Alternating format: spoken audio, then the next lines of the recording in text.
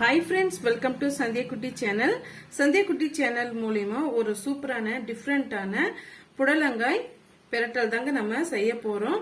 எப்பவுமே ஒரே மாதிரி செய்யாம இது போல நீங்க ஒரு முறை நீங்க செய்து பாருங்க। நீங்களே ஏன் இத்தனை நாள் இது போல நம்ம செய்ய மறந்துட்டோம் அப்படின்னு சொல்லிட்டு நினைப்பீங்க। அந்த டேஸ்ட்ல ரொம்பவே பக்காவா இருக்குங்க। எப்படி செய்யுதுன்னு சொல்லிட்டு நம்ம பார்க்கலாம் வாங்க।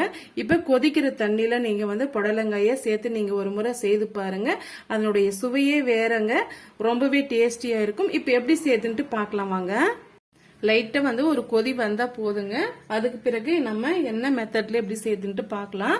இப்ப மூடி போட்டு ஒரு 2 மினிட்ஸ்க்கு நம்ம கொதிக்க வச்சு எடுத்துக்கலாம்।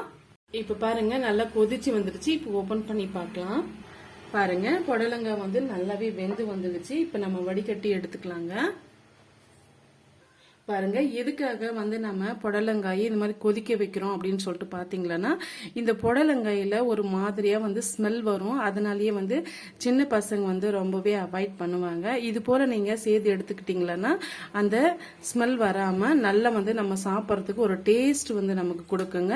நீங்க டைரக்டாவும் செய்யலாம்। அதுல இருக்கிற சத்தெல்லாம் வீணா போதே அப்படின்னு சொல்லிட்டு நினைக்காதீங்க। அந்த தண்ணியை வடிகட்டிட்டு தாராளமா நம்ம குடிக்கலாங்க। அதிகமான சத்து நமக்கு நிறையவே கிடைக்கும்। இப்ப நம்ம வடிகட்டி எடுத்துட்டு வந்துடலாம்। இப்ப பாருங்க அதே கடாயை நம்ம பயன்படுத்திக்கலாம்। இப்ப 100 கிராம் அளவுக்கு நான் வேர்க்கடலை எடுத்து வச்சிருக்கேன்। அதை நம்ம ஒரு பொன்னிறமா ஒரு 3/4 ஸ்டேஜ் அளவுக்கு மட்டும் வறுத்து எடுத்துக்கலாங்க। பாருங்க ஒரு பாதி அளவுக்கு நல்லா வறுபட்டு வந்துடுச்சு। இந்த ஸ்டேஜ்ல 1 டீஸ்பூன் அளவுக்கு கடலை பருப்பும் 1 டீஸ்பூன் அளவுக்கு உளுந்து சேர்த்து நம்ம வறுத்து விட்டுக்கலாம்। இப்ப எதுக்காக நம்ம தனித்தனியே நம்ம வறுத்து எடுக்கிறோம்னு பாத்தீங்கன்னா, சட்டுன்னு வறுபடக்கூடிய அந்த பொருட்கள் எல்லாம் நம்ம குறைவான டைம்ல சேர்த்துக்கலாங்க। இதையுமே ஒரு ஜஸ்ட் ஒரு 2 மினிட்ஸ்க்கு நம்ம வறுத்து விட்டுக்கலாம்। ஒவ்வொரு பொருளா நம்ம சேர்த்து வறுக்கும் போது அதனுடைய ஈக்குவலா நம்ம எல்லா பொருளும் நல்லா வறுபட்டு வந்துடும்। இப்ப இது கூடவே ஒரு 1/2 டீஸ்பூன் அளவுக்கு மிளகு சேர்த்துக்கலாம்। 1/2 டீஸ்பூன் அளவுக்கு சீரகம் சேர்த்துக்கலாங்க। சேர்த்துட்டு இதையுமே 1 நிமிஷத்துக்கு வறுத்து விட்டுக்கலாம்। இப்ப இது கூடவே காரத்துக்காக ஒரு 3-4 வரமிளகாய் எடுத்து வச்சிருக்கேன்। அதை சேர்த்து விட்டுக்கலாங்க। 6-7 வெள்ளை பூண்டு நான் எடுத்து வச்சிருக்கேன்। தோலோடு தான் எடுத்து வச்சிருக்கேங்க। அதையுமே சேர்த்து விட்டுக்கலாம்। சேர்த்துட்டு ஒரு 2 நிமிஷத்துக்கு நல்லா வதக்கி விட்டுக்கலாங்க।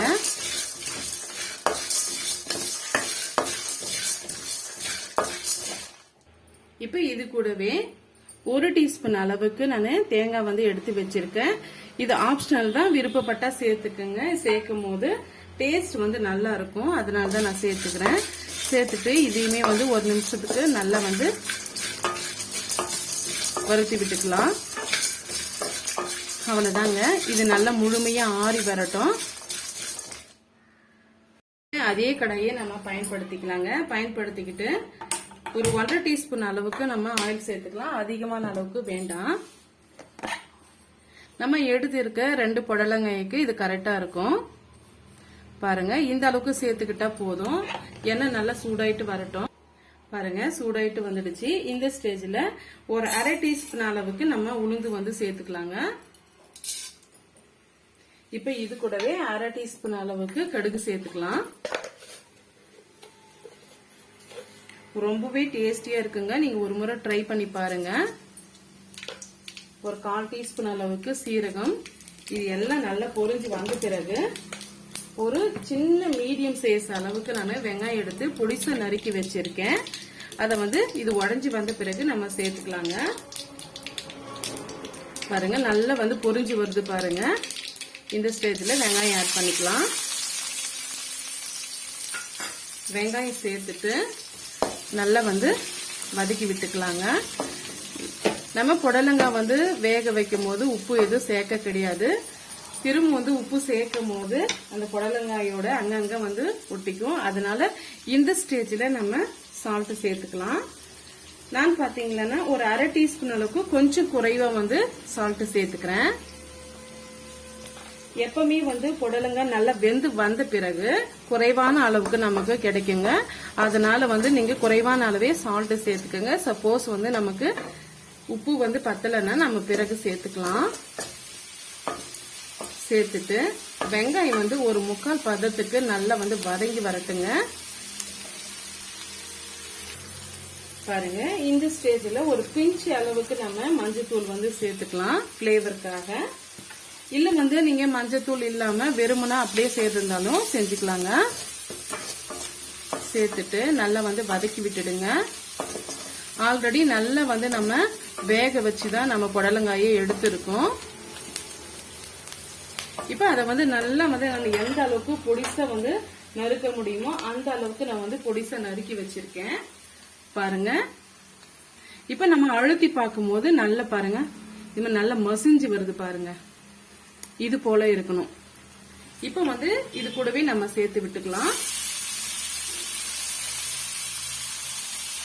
சேர்த்துட்டு மீடியமான ஹீட்ல வச்சு ஒரு முறை நல்லா வந்து மிக்ஸ் பண்ணி விட்டுக்கலாங்க. அந்த வெங்காயத்துல நம்ம சேர்த்து இருக்கிற உப்பு மஞ்சத்தூள் எல்லாம் நல்லா வந்து இந்த புடலங்காயோட கலந்து வரட்டும். ஜஸ்ட் வந்து ஒரு 2 நிமிஷத்துக்கு நல்லா வதக்கி விட்டுக்கலாம். இந்த ஸ்டேஜ்ல நம்ம ஆல்ரெடி வறுத்து வச்சிருக்க அந்த வேர்க்கடலை இருக்கு இல்லைங்களா, அது நல்லா வந்து கொரகொரப்பா அரைச்சி எடுத்துட்டு வந்துடலாங்க. பாருங்க, நல்லா ஆறி வந்துருச்சு. இன்னைக்கு நம்ம இந்த வேர்க்கடல் மேல இருக்கக்கூடிய அந்த தோல் பகுதி எதுவும் நீக்க போறது கிடையாதுங்க. அப்படியே நம்ம சேர்த்து விட்டுக்கலாம். நம்ம மிளகும் வரமிளகவும் சேர்த்து இருக்கிறதுனால தனி மிளகாய் தூள் வந்து எதுவுமே சேர்க்க கிடையாது. இப்போ வந்து நம்ம கொரகொரப்பா அரைச்சி எடுத்துட்டு வந்துடலாங்க. பாருங்க, இது போல நல்லா நம்ம அரைச்சி எடுத்துட்டு வந்துட்டோம். இந்த அளவுக்கு தான் கொரகொரப்பா இருக்கும். இப்ப ஆல்ரெடி வதங்கிட்டு இருக்கக்கூடிய இந்த புடலங்காயில வந்து இதை ஆட் பண்ணிடலாம். சேர்த்துட்டு ஜஸ்ட் வந்து ஒரு 2 மினிட்ஸ்க்கு இதை வதக்கி விட்டுக்கிட்டாலே போதுங்க. ஒரு சூப்பரான டேஸ்ட்ல வித்தியாசமான முறையில புடலங்காய் பிரட்டல் வந்து நமக்கு ரெடி ஆயிடுச்சு. இதை சாதத்தோட சேர்த்து சாப்பிடலாங்க. தயிர் சாதம், சப்பாத்தி எல்லாத்துக்குமே ஒரு சூப்பரான காம்பினேஷனா இருக்கும். ஒரே மாதிரி செய்யாம இது போல நீங்க டிஃப்ரெண்டான முறையில செய்து பாருங்க. டேஸ்டும் வந்து ரொம்பவே அருமையா இருக்குங்க. இப்ப இது கூட ஃபைனலா நம்ம கொத்தமல்லி இலையை போட்டு பிரட்டி விட்டுக்கலாம். இப்ப ஃபைனலா நம்ம கொத்தமல்லி இலையை போட்டுக்கலாங்க. கொத்தமல்லி இலையை தாராளமா நீங்க சேர்த்துக்கலாங்க. அதனுடைய ஃபிளேவர் வந்து நமக்கு ரொம்பவே அட்டகாசமா இருக்கும். அவ்வளவுதாங்க. ரொம்பவே சிம்பிளான முறையில ரொம்பவே டேஸ்டியான புடலங்காய் பிரட்டல் வந்து நம்ம ரெடி பண்ணிட்டோம். கண்டிப்பா வந்து இதை நீங்க ஒரு முறை நீங்க ட்ரை பண்ணி பாருங்க. உங்களுக்கு ரொம்பவே பிடிக்கும். இது போல சிம்பிளான ரெசிபிஸ் பார்க்க நம்ம சேனலை வந்து ஃபாலோ பண்ண மறந்துடாதீங்க.